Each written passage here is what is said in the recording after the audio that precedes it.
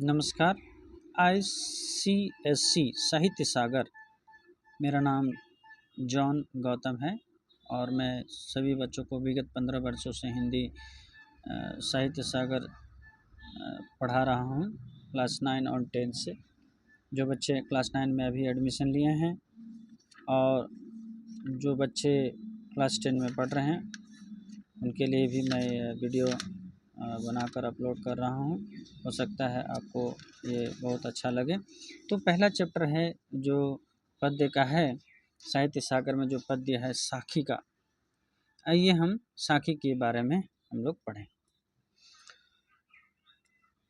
साखी कबीरदास की सबसे अतुलनीय रचना है जिनकी कोई तुलना नहीं किया जाता है। गुरु गोविंद दो खड़े काके लागो पाए, बलिहारी गुरु आपने जिन गोविंद देव बताए। अर्थात कबीरदास जी कहते हैं कि गुरु और भगवान दोनों अगर साथ साथ में खड़े हो जाएं तो सबसे पहले किसके पांव छूने चाहिए या प्रणाम करना चाहिए।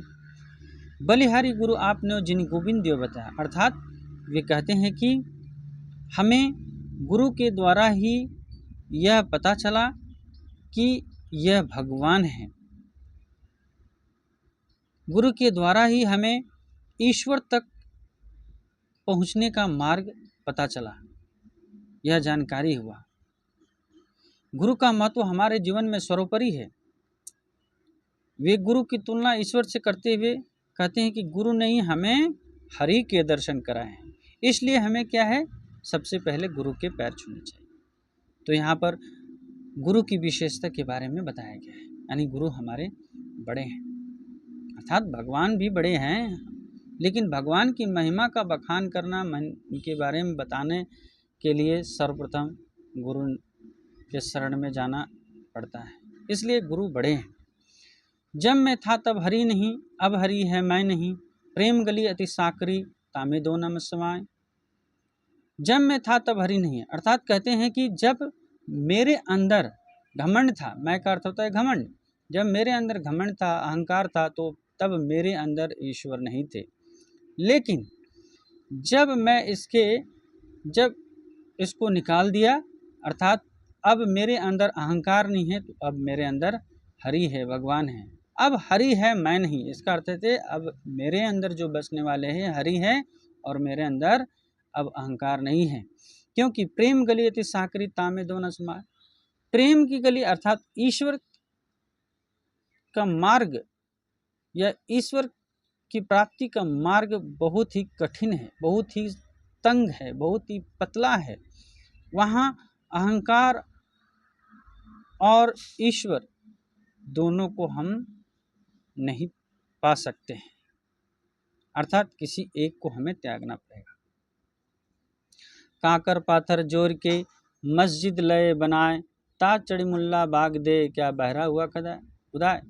ये कबीरदास जी जो मुस्लिम समाज के लोग हैं उन पर तंग कसते हुए कहते हैं कि कंकड़ पत्थर जोड़ के तो बड़ी बड़ी मस्जिदें बना लेते हैं, लेकिन उस पर चढ़ के जो मौलवी है, मुल्ला है या मौलवी जिसको हम कहते हैं, चर्च में हम लोग फादर कहते हैं और मंदिर में हम लोग अपने पुरोहित कहते हैं, पंडित कहते हैं। तो लेकिन जो मुस्लिम रीति के अनुसार है वो मस्जिद पर चढ़कर अल्लाहू अकबर करते हैं।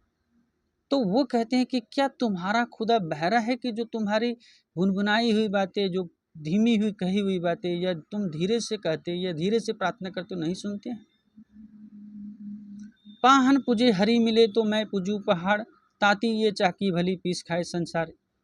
इसमें कहते हैं कि अगर हिंदू भाई बहनों को यहाँ पर फिर तंग कर व्यंग करते हुए कहते हैं हिंदू भाई बहनों के लिए कि पाहन पूजे हरि मिले।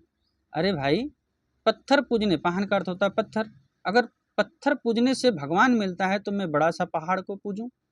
ताती ये चाकी भली पीस खाए, अरे भाई इससे अच्छा है कि वो जो आटे वाली चक्की है जो पत्थर से बनी है उसको हम पूजेंगे, क्योंकि उससे सारा संसार, जब वो आटा पीसती है, गेहूं से आटा बनाती है, तो उस से पूरा संसार खाकर तृप्त हो जाता है, तो हम उस पत्थर को हम पूजेंगे।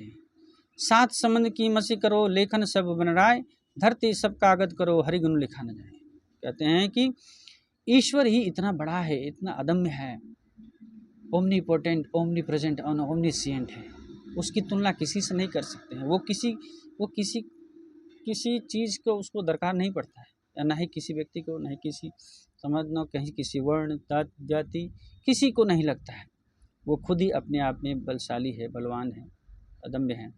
तो सात समुद्र की मसी करो, हमारे इस पृथ्वी पर 7 समुद्र हैं, उनको अगर स्याही बना लो, और लेखन सब बनाए, जितनी भी धरती की लकड़ियां हैं उनको कलम बना लो, सब धरती कागज करो, और जितनी भी धरती धरातल बचा हुआ है उस पर उसको कागज बना लो। तब अगर ईश्वर का गुणगान, ईश्वर का बखान लिखने के लिए बैठ जाओगे, फिर भी वो कम पड़ जाएगा।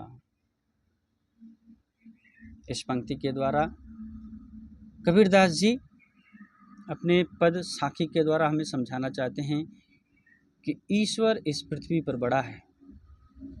हमें अहंकार, आडंबर, दिखावा,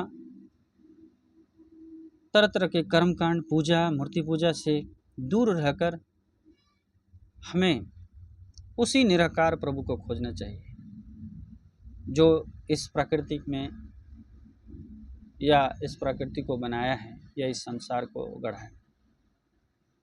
आशा है हमारा यह पाठ बच्चों को अच्छा लगा